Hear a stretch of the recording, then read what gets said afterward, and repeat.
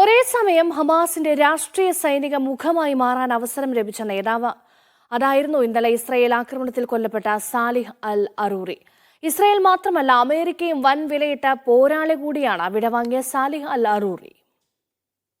ഫലസ്തീൻ ജനതയും അവരുടെ വിമോചന സ്വപ്നങ്ങളും അതുമാത്രമായിരുന്നു സാലിഹ് അൽ അറൂറിക്ക് ജീവിതം. തടങ്കൽപ്പാളികളും വധനീക്കങ്ങളും ആ പോരാളിയെ ഒട്ടും തളർത്തിയില്ല. അവസാനം വരെ ശത്രുവിനെതിരെ അതിശക്തമായി തന്നെ നിലയുറപ്പിച്ചു. ഫലസ്തീൻ പോരാട്ടത്തിന്റെ നൈതികതയും ഇസ്രായേൽ എന്ന രാജ്യത്തിന്റെ ദയാരാഹിത്യവും ലോകത്തെ നിരന്തരം ഓർമ്മിപ്പിക്കാനും സാലിഹ് അൽ അറൂറി മുന്നിൽ നിന്നു. ഹമാസിന്റെ സൈനിക വിഭാഗമായ അൽ-ഖസ്സാം ബ്രിഗേഡ് സ്ഥാപകരിൽ പ്രമുഖൻ, നിലവിൽ ഹമാസ് രാഷ്ട്രീയ ഉപമേധാവി യഹിയ അയ്യാഷ്, ഷെയ്ഖ് സലാഹ് ഷഹാദ, ഷെയ്ഖ് അഹമ്മദ് യാസീൻ, അബ്ദുൽ അസീസ് റന്തീസി, നബീൽ അബൂ സൽമിയ എന്നിവർക്കൊപ്പം ധീര രക്തസാക്ഷിത്വത്തിന്റെ പാതയിൽ ഇപ്പോഴിതാ സാലിഹ് അൽ അറൂറിയും. ഹമാസിന്റെ നേതാക്കളിൽ രണ്ടാമനാണ്.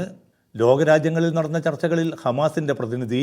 2010 മുതൽ ഹമാസ് രാഷ്ട്രീയകാര്യ സമിതിയിൽ, 2017 ഒക്ടോബർ മുതൽ ഡെപ്യൂട്ടി ചെയർമാൻ, 2011 ഇസ്രായേലി സൈനികൻ ഗിലാദ് ഷാലിദിനെ മോചിപ്പിക്കാൻ 1027 പലസ്തീൻ തടവുകാരെ ജയിലിന് പുറത്തെത്തിക്കാനുള്ള ചർച്ചയ്ക്ക് നേതൃത്വം വഹിച്ചതും സാലിഹ് അൽ അറൂറി.